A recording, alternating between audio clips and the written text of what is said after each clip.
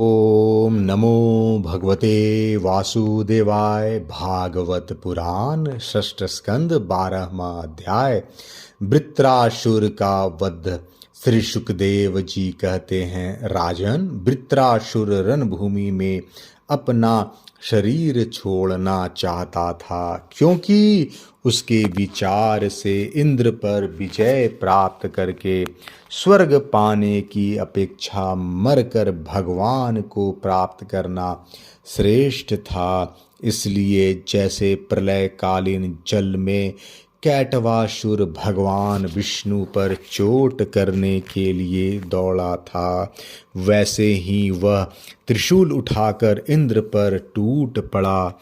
वीर वृत्रासुर ने प्रलयकालीन अग्नि की लपेटों को के समान तीखी नोक वाले त्रिशूल को घुमाकर बड़े वेग से इंद्र पर चलाया और अत्यंत क्रोध से सिंहनाद करके बोला, पापी इंद्र, अब तू बच नहीं सकता। इंद्र यह देखकर कि वह भयंकर त्रिशूल ग्रह और उल्का के समान चक्कर काटता हुआ आकाश से में आ रहा है, किसी प्रकार की अधीरता नहीं प्रकट की और उस त्रिशूल के साथ ही वासुकी नाग के समान वृत्रासुर की विशाल भुजा अपने 100 गांठ वाले वज्र से काट डाली। एक बाह कट जाने पर वृत्रासुर को बहुत क्रोध हुआ। उसने वज्रधारी इंद्र के पास जाकर उनकी ठोड़ी में और गजराज रावत पर परिधि से ऐसा प्रहार किया कि उनके हाथ से वह वज्र गिर पड़ा। वृत्रासुर के इस अत्यंत अलौकिक कार्य को देखकर देवता, असुर, चारण, सिद्धगण आदि सभी प्रशंसा करने लगे, परंतु इंद्र का संकट देखकर वे ही लोग बार बार हाय हाय कहकर चिल्लाने लगे। परीक्षित, वह वज्र इंद्र के हाथ से छूटकर वृत्रासुर के पास ही जा पड़ा था, इसलिए लज्जित होकर इंद्र ने उसे फिर नहीं उठाया।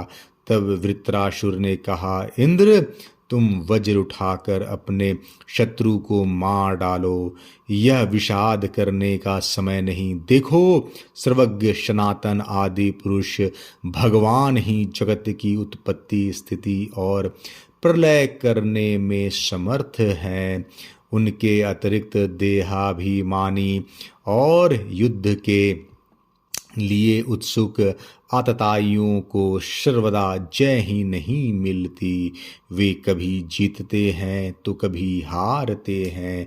ये सब लोक और लोकपाल जाल में फंसे हुए पक्षियों की भांति जिसकी अधीनता में विवश होकर चेष्टा करते हैं, वह काल ही सबकी जय पराजय का कारण है।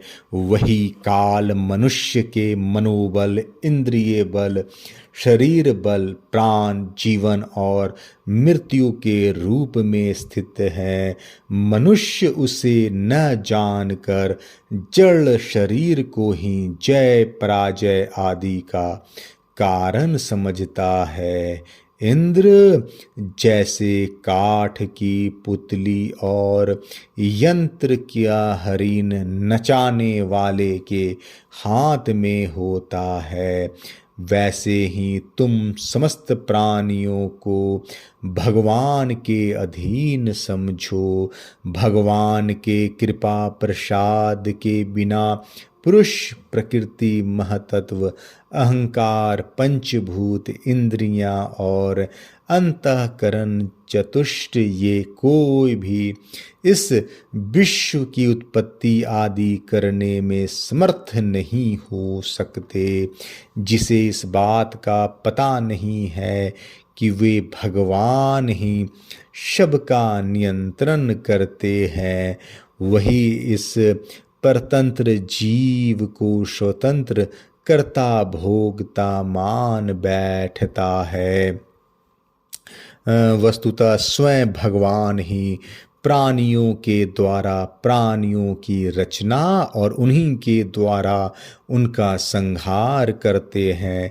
जिस प्रकार इच्छा न होने पर भी समय विपरीत होने से मनुष्य को मृत्यु और अपयश आदि प्राप्त होते हैं, वैसे ही समय की अनुकूलता आने पर इच्छा न होने पर भी उसे आयु, लक्ष्मी, यश और ईश्वर आदि भोग भी मिल जाते हैं।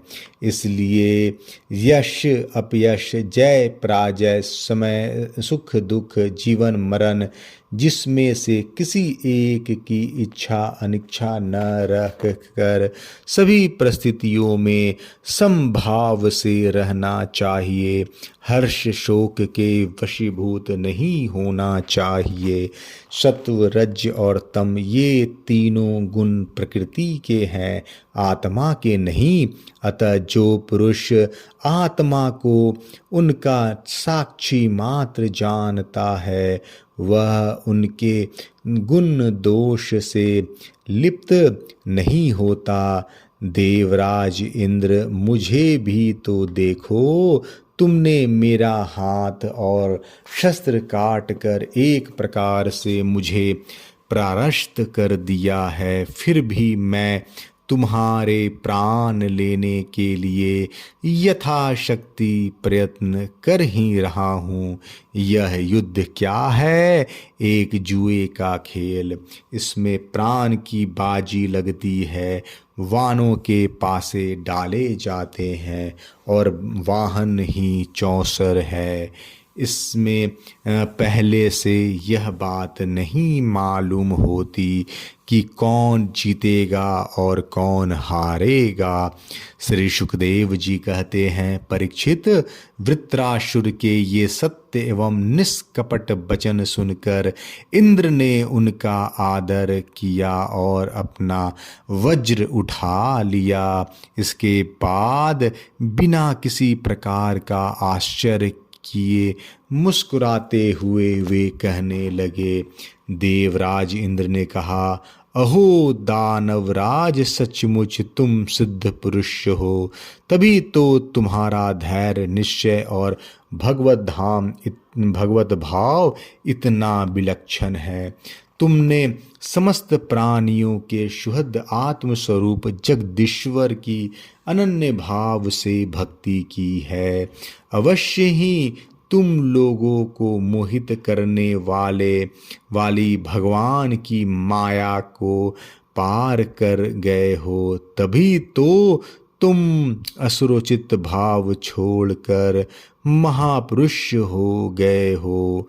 असुरोचित भाव छोड़कर महापुरुष हो गए हो। अवश्य ही यह बड़े आश्चर्य की बात है कि तुम रजोगुनी प्रकृति के हो तो भी विशुद्ध सत्व स्वरूप भगवान वासुदेव में तुम्हारी बड़ी दृढ़ता से लगी हुई है।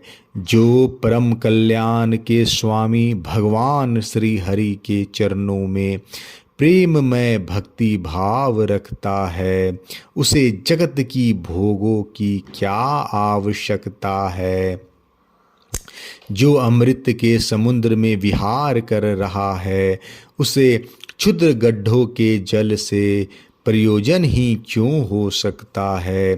श्री सुखदेव जी कहते हैं, परीक्षित, इस प्रकार योद्धाओं में श्रेष्ठ महापराक्रमी देवराज इंद्र और वृत्रासुर धर्म का तत्व जानने की अभिलाषा से एक दूसरे के साथ बातचीत करते हुए आपस में युद्ध करने लगे। राजन, अब शत्रुसूदन वृत्रासुर ने बाएं हाथ से फौलाद का बना हुआ एक बहुत भयावना परिध उठाकर आकाश में घुमाया, उससे इंद्र पर प्रहार किया, किंतु देवराज इंद्र ने वृत्रासुर का वह परिध तथा हाथी के सूंड के समान लंबी भुजाएं अपनी 100 गांठों वाले वज्र से काट डाला। वज्र से एक साथ ही काट गिराई। जड़ से दोनों भुजाओं के कट जाने पर वृत्रासुर के बाएं और दाएं दोनों कंधों से खून की धारा बहने लगी। उस समय वह ऐसा जान पड़ा मानो इंद्र के वज्र की चोट से पंख कट जाने पर कोई पर्वत ही आकाश से गिरा हो। अब पैरों से चलने फिरने वाले पर्वतराज समान अत्यंत दीर्घकाय वृत्रासुर ने अपनी ठोड़ी को धरती से और ऊपर को उठा होंठ को स्वर्ग से लगाया तथा आकाश के समान गहरे मुंह, सांप की समान भयावनी जीव एवं मृत्यु के समान कराल दाढ़ों से मानो त्रिलोकी को निगलता अपने पैरों की चोट से पृथ्वी को रौंदता और प्रबल वेग से पर्वतों को उलटता पलटता वह इंद्र के पास आया और उन्हें उसके वाहन ऐरावत हाथी के सहित इस प्रकार लील गया जैसे कोई परम पराक्रमी और अत्यंत बलवान अजगर हाथी को निगल जाए। प्रजापतियों और महर्षियों के साथ देवताओं ने जब देखा कि वृत्रासुर इंद्र को निगल गए तब तो वे अत्यंत दुखी हो गए और हाय हाय बड़ा अनर्थ हो गया यूं कहकर विलाप करने लगे। बल दैत्य का संहार करने वाले देवराज इंद्र महापुरुष विद्या नारायण कवच से अपने को सुरक्षित रखा था और उनके पास योग माया का बल था ही, इसलिए वृत्रासुर के निगल लेने पर उनके पेट में पहुंचकर भी वे मरे नहीं। उन्होंने अपने वज्र से उनकी कोख फाड़ डाली और उनके पेट से निकलकर बड़े वेग से उसका पर्वत शिखर के समान ऊंचा सिर प्रकट हो डाला। पर्वत शिखर के समान ऊंचा सिर काट डाला। सूर्यादि ग्रहों की उत्तरायण दक्षिणायन रूप गति में जितना समय लगता है उतने दिनों में अर्थात 1 वर्ष में वृत्रवध का योग उपस्थित होने पर घूमते हुए उस तीव्र वेगशाली वज्र ने उसकी गर्दन को सब ओर से काट कर भूमि पर गिरा दिया। उस समय आकाश में दुदुम्बियां बजने लगी। महर्षियों के साथ गंधर्व सिद्ध आदि वृत्तधारी इंद्र का पराक्रम सूचित करने वाले मंत्रों से उनकी स्तुति करके बड़े आनंद के साथ उन पर पुष्पों की वर्षा करने लगे। शत्रु दमन परीक्षित उस समय वृत्रासुर के शरीर से उसकी आत्मज्योति बाहर निकली और इंद्र आदि सब लोगों के देखते देखते सर्वलोकातीत भगवान के स्वरूप में लीन हो गए। 12वां अध्याय समाप्त। जय श्री कृष्णा।